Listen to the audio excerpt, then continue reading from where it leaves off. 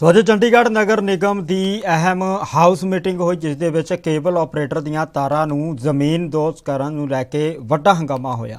ਚੰਡੀਗੜ੍ਹ ਨਗਰ ਨਿਗਮ ਦੀ ਮਾਸਿਕ general house ਦੀ meeting ਅੱਜ ਤਕਰੀਬਨ 1 ਘੰਟੇ ਲਗਾਤਾਰ ਚੱਲੀ। ਸੁਣਵਾਈ ਤੋਂ ਬਾਅਦ ਇਸ ਨੂੰ ਮੁਲਤਵੀ ਕਰ ਦਿੱਤਾ ਗਿਆ।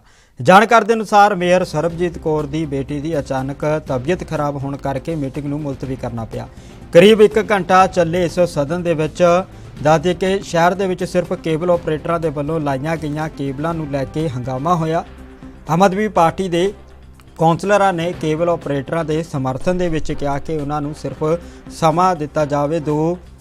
ਦੱਸਦੀ ਕਿ ਭਾਜਪਾ ਦੇ ਵਕੀਲ ਵੀ ਕੇਬਲ ਆਪਰੇਟਰਾਂ ਨੂੰ ਸਮਾਂ ਦੇਣ ਦੇ ਲਈ ਸਹਿਮਤ ਹੋਏ, ਪਰ ਉਹਨਾਂ ਦਾ ਕਹਿਣਾ ਹੈ ਕਿ ਪਹਿਲਾਂ ਸਿਰਫ ਨੈੱਟ ਆਪਰੇਟਰ ਪੈਸੇ ਜਮ੍ਹਾਂ ਕਰਾਉਣ, ਫਿਰ ਉਹਨਾਂ ਨੂੰ ਸਮਾਂ ਦਿੱਤਾ जाएगा।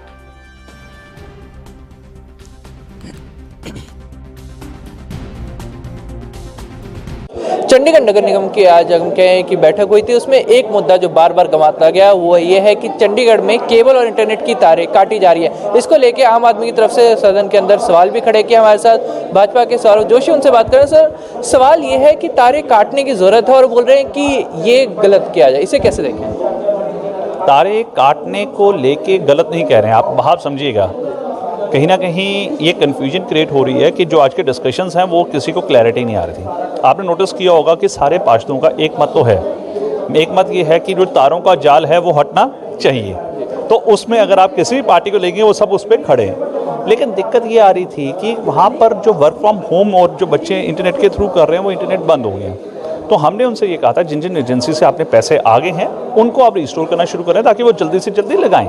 ठीक है, इसमें दो मत नहीं, मैं फिर से कह रहा हूँ। जितना जाल इस टाइम शहर में है कोई नहीं चाहता है, कोई पार्षद नहीं चाहता है कि वो जो तारों का जाल जो उनके सेक्टरों में है, गांव में है, कॉलोनियों में है, वो जल्द से जल्द हटना चाहिए और उनको अंडरग्राउंड लेइंग करनी चाहिए। अब दिक्कत आती है कि किसी वेंडर के पास 2 सेक्टर है, किसी के पास 15 सेक्टर हैं, किसी के पास पूरा एरिया है, क्योंकि अलग अलग कंपनीज हैं। तो उनको समय सीमा तय करनी चाहिए कि वो इतने समय सीमा में वो अपना वो पैसा जमा कराएं, और ताकि इन द मीन टाइम जब तक वो डिगिंग करके अंडर ले नहीं करते तब तक हमें उसको काम पे लगाना चाहिए। तो ये मत सबका निकल के आया। तो सर, सवाल अब यहाँ पे ये है कि एक तरफ से टाइम एक्सटेंड करने की बात हो रही थी, तो वहीं दूसरी तरफ हम कह सकते हैं रेवेन्यू लॉस, तो उसको बैलेंस कैसे करेंगे? वही तो बात आई। हमने यही कहा कि रेवेन्यू लॉस नहीं होना चाहिए, पहले रेवेन्यू उनका आना चाहिए। अगर जिनका जितना बकाया बनता है पहले आपको उनको नोटिस देना चाहिए ताकि वो अपना बकाया जमा कराएं, तब उसके बाद उन लोगों को परमिशन दी जाए। तो सर, क्या आपके वार्ड से भी आपके पास लोग आए होंगे कि इंटरनेट के इशू आ रहे हैं, क्योंकि पूरे चंडीगढ़ को इशू आया है, तो आपके पास आए होंगे, कोई रिक्वेस्ट आई है कि इसको कुछ एग्जाम्पशन दी जाए? आप हैरान होंगे, सबसे पहले जनवरी के महीने में मेरे वहाँ पे जब खोदने वाले आए हुए थे, जब मैं नया पार्षद बना था, फरवरी का महीने की बात है, तो उन्होंने पानी की पाइपलाइन पंक्चर कर दी और वो लेइंग ऐसे कर रहे थे, हर जगह करते जा रहे थे। तो जब मैंने उनसे मांगा कि मुझे बताइए कि कितने पिट्स की आपका परमिशन है, तब वो भागने लग पड़े। तो ये पहला मुद्दा उस समय आया था। देखिए, पॉइंट ये नहीं है कि हमें क्या क्या आता है, हमें देखो लोगों ने ये बातें भी बोली हैं कि जी मेरे घर के आगे जाल ही जाल है, रेजिडेंट्स का ये बार बार आ रहा है कि जाल बहुत ज़्यादा है। ठीक है ना, तो उस जाल को रोकने का एक अलग है, लेकिन जो अंडरग्राउंड लेइंग वाला मामला है वो अलग है। अब वो अलग कैसे है कि अंडरग्राउंड लेइंग जो करता है वो कंपनीज नहीं करते हैं, वो कॉन्ट्रैक्टर वेंडर्स को देते हैं। अब वेंडर वो एक पाइप को उसको पता होता है कि मुझे एक तार का ठेका मिला है, वो 2 और कंपनी से टाई अप कर लेता है, जिसके कारण क्या हो रहा है, ये करप्शन का घर बनता जा रहा है। तो कहीं ना कहीं इसमें बहुत चीज़ें हैं जो बाहर निकल के आई हैं और इनका नकेल खींचना बहुत ज़रूरी था। और मेरा ये मानना है कि जहाँ तक बात रही रेजिडेंट्स की, आज की डेट में जहाँ पर ये इंटरनेट कटे हैं, नो डाउट हमें भी आए हैं, लोगों ने बोला है कि उनका इंटरनेट नहीं चला जिसके कारण उनको सफ़र करना पड़ रहा है, तो इसको जल्दी से जल्दी रिस्टोर करवाएं।